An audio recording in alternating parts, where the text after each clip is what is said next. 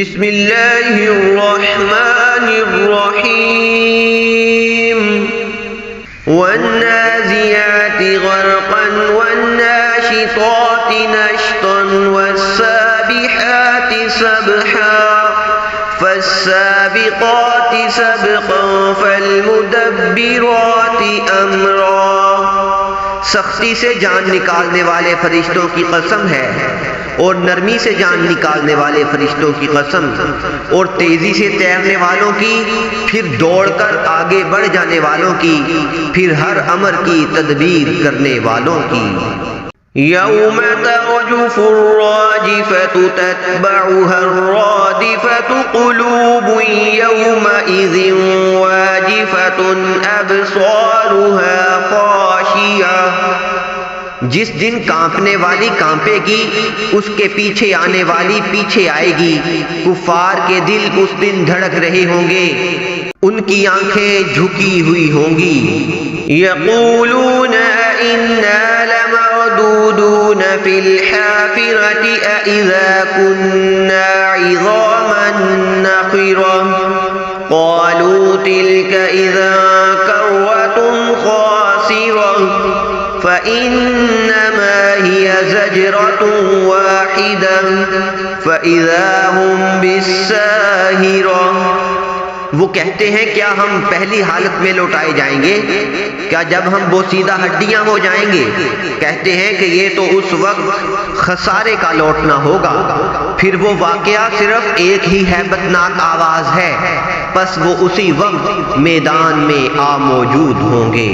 هل أتاك حديث موسى إذ ناداه ربه بالواد المقدس طوى اذهب إلى فرعون إنه طغى فقل هل لك إلى أن تزكى وأهديك إلى ربك فتخشى۔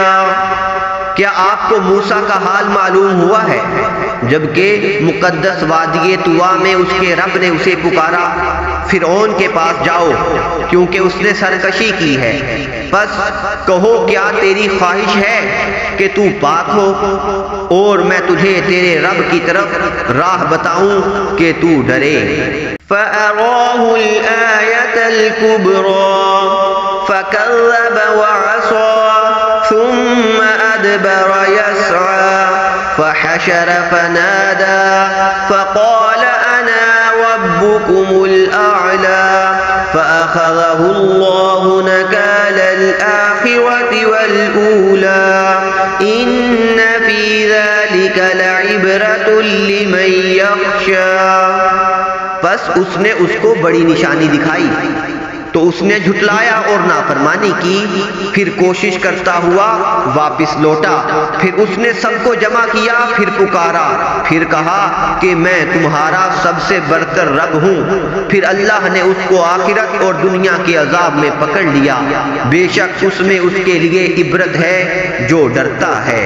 أَأَنْتُمْ أَشَدُّ خَلْقًا أَمِ السَّمَاءُ بَنَاهَا رَفَعَ سَمْكَهَا فَسَوَّاهَا وَأَغْطَشَ لَيْلَهَا وَأَخْرَجَ ضُحَاهَا وَالْأَرْضَ بَعْدَ ذَلِكَ دَحَاهَا وَالْجِبَالَ أَرْسَاهَا أَخْرَجَ مِنْهَا مَاءَهَا وَمَرْعَاهَا مَتَاعًا لَكُمْ وَلِأَنْعَامِكُمْ۔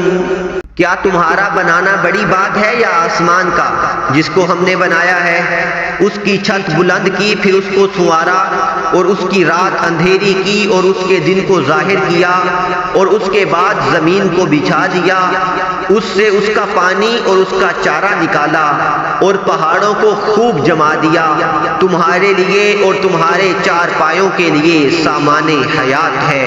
فَإِذَا جَاءَتِ الطَّامَّةُ الْكُبْرَى يَوْمَ يَتَذَكَّرُ الْإِنسَانُ مَا سَعَى وَبُرِّزَتِ الْجَحِيمُ لِمَن يَرَى فَأَمَّا مَن طَغَى وَآثَرَ الْحَيَاةَ الدُّنْيَا فَإِنَّ الْجَحِيمَ هِيَ الْمَأْوَى وَأَمَّا خاف مقام ربه ونهى النفس عن الهوى فإن الجنة هي المأوى۔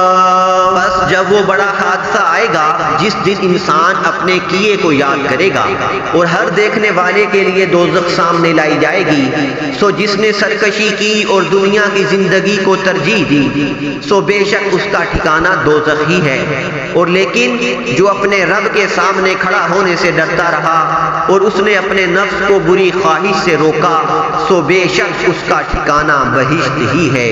یسألونک عن الساعة ایان مرساها فیما انت من ذکراها الى ربک منتہاها انما انت منذر من یخشاها کأنہم یوم یرونها لم یلبثوا الا عشیة او ضحاها۔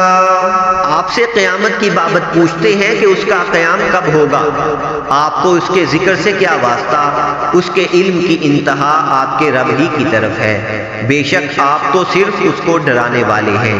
جو اس سے ڈرتا ہے جس دن اسے دیکھ لیں گے تو یہی سمجھیں گے کہ دنیا میں گویا ہم ایک شام یا اس کی صبح تک ٹھہرے تھے۔